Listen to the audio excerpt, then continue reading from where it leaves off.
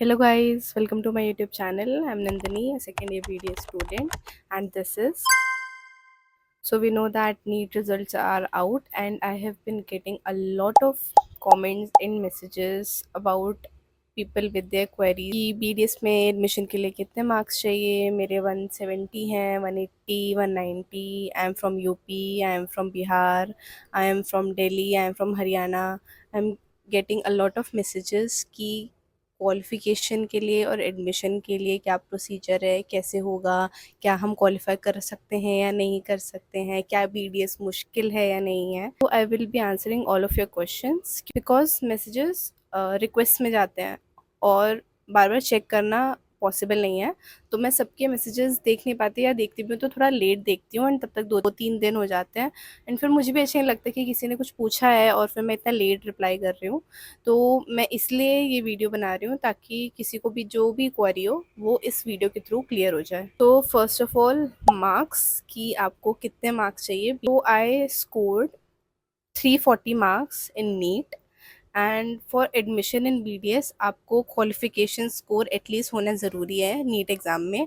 अगर आपका qualifying score है तो फिर आप आसानी से एडमिशन ले सकते हो, there is no problem in that. मेरे टाइम पे क्वालिफिकेशन स्कोर 174 था। तो आपका जो स्कोर कार्ड होता है उसमें एक टेबल बना हुआ होता है जिसमें लिखा होता है कि कट ऑफ कितनी है जनरल के लिए, ओबीसी के लिए। तो just check the cut off, अगर आपके उससे ज़्यादा मार्क्स हैं तो कोई प्रॉब्लम नहीं है, आप आसानी से इसमें एडमिशन ले सकते हो भी। So the second question that I am getting is drops, कि मैं ड्रॉप लूँ या ना लूँ, मेरे इतने मार्क्स हैं, क्या मुझे एक और ड्रॉप लेना चाहिए। सो सी, मैंने नीट एग्ज़ाम 3 बार दिया था, एक बार 12th में, फिर एक बार एक और ड्रॉप, फिर एक और ड्रॉप, उसके बाद मैंने बीडीएस में एडमिशन लिया है। सो आई वुड एडवाइस कि हर बच्चे को अपने बारे में पता होता है। अगर आप एक और ड्रॉप दे रहे हो तो आपको पता है कि अगर आपने 1 साल और मेहनत करी तो आपके मार्क्स इंक्रीज़ हो जाएँगे। And if you think that कि आपके मार्क्स इंक्रीज़ हो जाएँगे तो कोई बात नहीं, ड्रॉप ले सकते हो।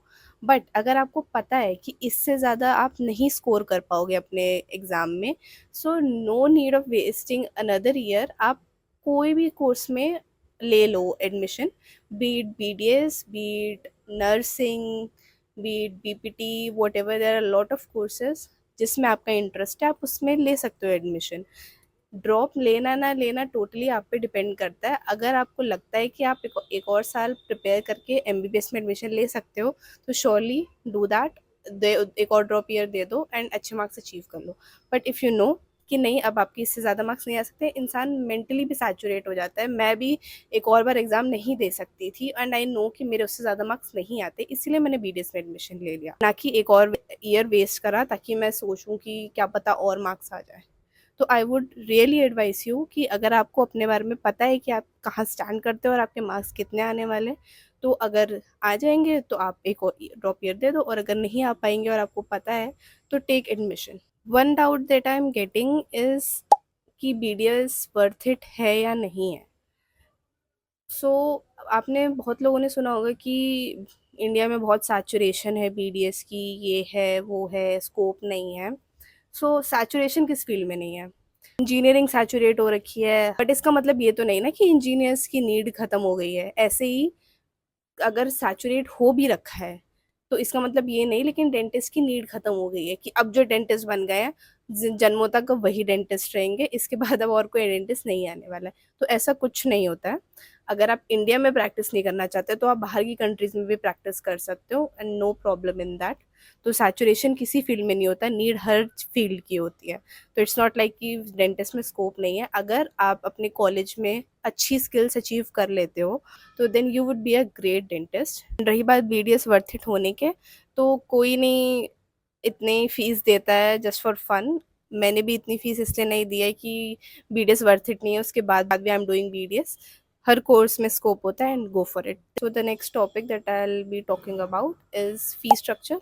तो जब मैंने अपने so I am studying in IDS dental college, तो जब मैंने एडमिशन लिया था, so the fees was 3,80,000। And यही होता है 4 lakhs अराउंड। अभी अगर बढ़ गई हो थोड़ी सी तो 4 lakhs हो गई होगी, तो 4 lakh is the fees that we are giving for 1 year। And now talking about the admission process, so UP की स्टेट काउंसलिंग से एडमिशन होता है and it is open state, so कहीं का किसी भी स्टेट का बच्चा अप्लाई कर सकता है into the counselling. And if you are choosing a college, तो कॉलेज को कांटेक्ट करो। जैसे मैंने कॉलेज को कांटेक्ट करा था, मैंने कॉलेज विजिट करा था, टूर लिया था, कॉलेज का फैसिलिटीज सारी देखी थी। एंड उसके बाद अगर आप श्योर हो कि हाँ आपको एडमिशन लेना है, तो the college will guide you through the process. Because काफ़ी सारे डॉक्यूमेंट्स होते हैं, काउंसलिंग का प्रोसीजर थोड़ा हेक्टिक होता है, तो the college will guide you through everything कि क्या क्या डॉक्यूमेंट्स आपको रखने हैं, क्या क्या डॉक्यूमेंट्स नहीं रखने हैं, एवरीथिंग। जिसका आपको पीडीएफ चाहिए या आपको हार्ड कॉपी चाहिए, तो college will guide you through everything. And एक और चीज़ है कि काउंसलिंग जब आपकी हो जाती है, उसके बाद आपको नोडल सेंटर जाना होता है। तो नोडल सेंटर वाला जो प्रोसेस है वो मेरे लिए तो बहुत हेक्टिक था, क्योंकि वो एक उस प्रोसेस ने फुल डे लिया था कंप्लीट होने के लिए। सुबह सुबह nodal centre, and I will advice you कि आप सुबह सुबह नोडल सेंटर जाओ जब भीड़ कम होगी, ताकि फटाफट से आपका काम हो जाए। नोडल सेंटर के अंदर पेरेंट्स को जाना अलाउड नहीं होता है, सिर्फ बच्चा जाता है विद एवरीथिंग। तो आप सुबह सुबह जाओ, विजिट करो नोडल सेंटर, वहाँ पे अपना काम, वहाँ पे ब्लड टेस्ट भी होता है। देयर आर वेरियस टेस्ट जिस वो लोग करते हैं। तो आप जाओ, जो जो आपका नोडल सेंटर है वहाँ जाओ, सुबह सुबह अपना काम फटाफट ख़त्म करके निकलो।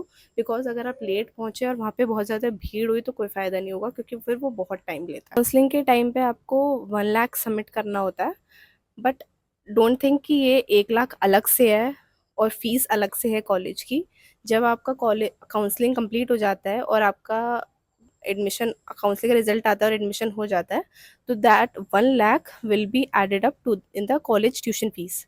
तो जैसे अगर मेरी 3,80,000 फीस थी, तो मैंने अगर काउंसलिंग में 1 लाख फीस दी थी, तो मुझे कॉलेज में सिर्फ 2,80,000 देनी थी। वो अपने आप गवर्नमेंट कॉलेज को प्रोवाइड करवा देती है, जो हमने 1 लाख सबमिट कराया in the counselling. That I will suggest, इस पहले श्योर हो जाओ कि आपको एडमिशन लेना है कि नहीं लेना, बाद में छोड़ोगे या फिर, बिकॉज आप जो सीट छोड़ोगे, may be someone really needs that seat, और फिर आप वो सीट वेस्ट करोगे।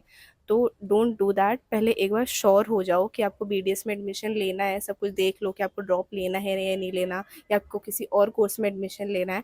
And when you are very sure कि हाँ आपको बीडीएस में ही एडमिशन लेना है, तभी आप कॉलेज को अप्रोच करो। And according to me, BDS भी एक बहुत अच्छा कोर्स है। I am really enjoying my course. मेरे को मेरी डिग्री बहुत अच्छी लगती है। ये मत सुनो कि लोग कह रहे हैं कि नहीं डेंटिस्ट की ज़रूरत नहीं है, या ये है या वो है। आप कॉलेज ज्वाइन करो, आपको अपने आप सब कुछ समझ में आ जाएगा। कॉलेज में अपनी स्किल्स शार्प करो, तो आगे जाके आपको बहुत आसानी होने वाली। And if you want to see what was my first year like in BDS, because right now I am in second year, तो अगर आपको देखना है कि फर्स्ट ईयर मेरा कैसा गया, मैंने क्या क्या पढ़ा है या क्या क्या पढ़ना होता है, कैसे कैसे पढ़ना होता है, मैंने वेरी श्योर कि हाँ आपको बीडीएस में एडमिशन लेना है। एंड उसके बाद तो फिर आप मेरे चैनल पे I have made a video regarding how I survived my first year as a BD student, so go see that. बहुत हेल्पफुल है, एंड आपको समझ में आ जाएगा कि how are the subjects, how do you need to study for them. तो that's it. अगर आपको अच्छी लगी वो वीडियो, तो do like share and comment. अगर आपके इसके अलावा और कोई भी डाउट्स हो, तो do mention it in the comments. I will reply to every one of your doubts. So bye.